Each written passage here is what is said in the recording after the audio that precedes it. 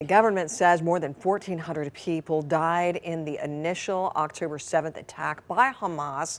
And now Palestinian officials say more than 10,000 people have died in Gaza. And 20 of those lives belong to the family of a doctor right here in Metro Detroit. 7 Action News reporter Peter Maxwell is live in Detroit with a look at the growing toll of this war on local families. Peter? Losing 20 family members is just unfathomable, and for one local Metro Detroit doctor, unfortunately, that's his reality. It's been a hell of a month. I mean, it's a nightmare that does not want to end. Dr. Ahmad Shahada is a pulmonologist. He has a private practice in Rochester Hills where he continues his daily work in helping and saving others. But the lives he cannot help save are those stuck in the middle of a war between Israel and Hamas.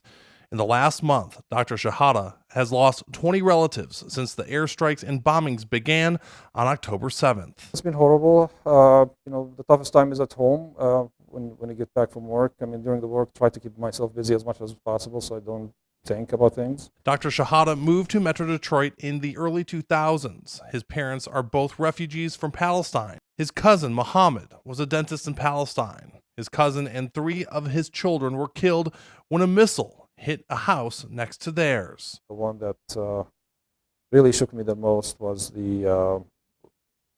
when the house next to my sister was struck by a missile, and we had 12 relatives who lived in that house. Dr. Shahada's mission is now to keep family members' names alive and to shine a light on their lives and the lives of thousands of innocent others who have died during the war. It gives us, some strength that, we're not alone in this, and that we have to speak up.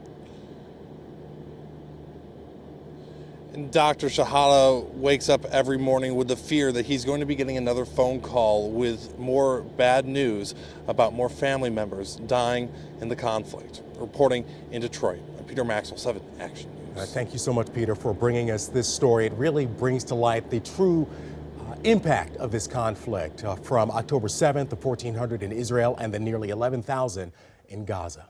Thank you, Peter.